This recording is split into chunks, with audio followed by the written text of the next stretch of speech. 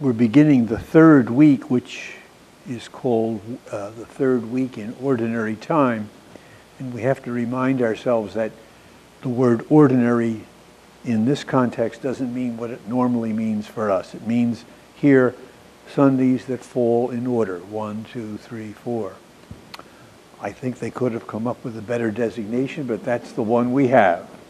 It doesn't mean simple, ordinary, not important, the way we use the word. But I think we should call them the distressful Sundays, or the distressful weeks of the year. Because, up until now we have been meditating on and praying over the coming of Jesus, the birth of Jesus, the Epiphany, the wise men. It was all very historical and beautiful, because we've tended to cover over in our minds the ugly parts, like being born in a stable, which really isn't a nice thing. But now we're getting into the part of the gospel where it touches home, where it touches us.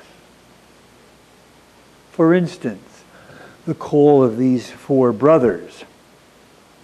They're not being called to be apostles.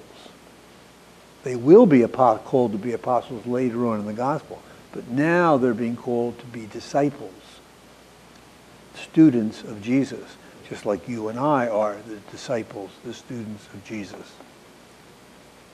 The second thing to note is that they didn't choose to be disciples of Jesus. They were chosen. Normally, when you became a disciple of a rabbi, you looked around, you saw the rabbi you felt could be your teacher, and you went and joined him. But with Jesus, it doesn't work that way. He chooses us. We don't choose him. We respond freely, or we don't, but in any case, he is the one who makes the choice. And what does he call us to be? Well, he calls us to be a light to the people.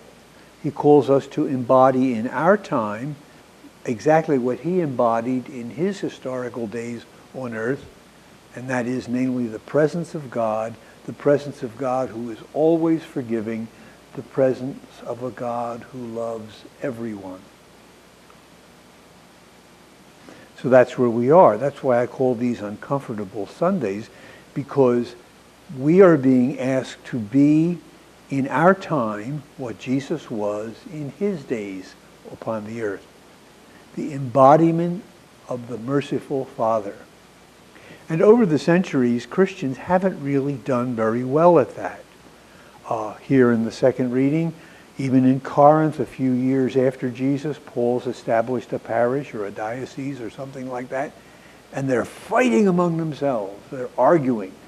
And what the non-Christians are seeing is a very disruptive community which doesn't mirror the mercy and the forgiveness of God.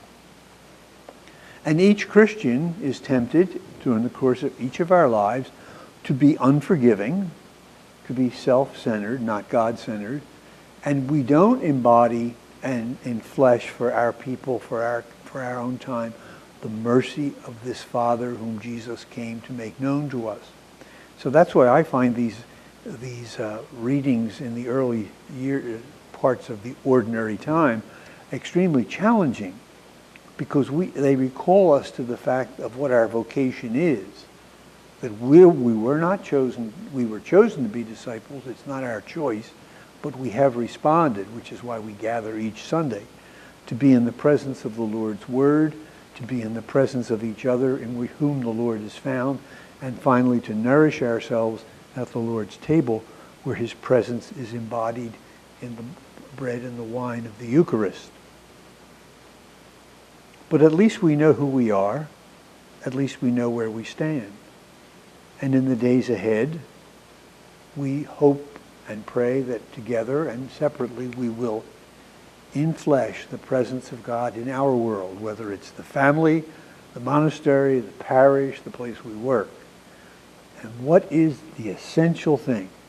It is to be forgiving, to overlook pain, insult, avoidance, all the hurtful things of life, just as God overlooks them in us.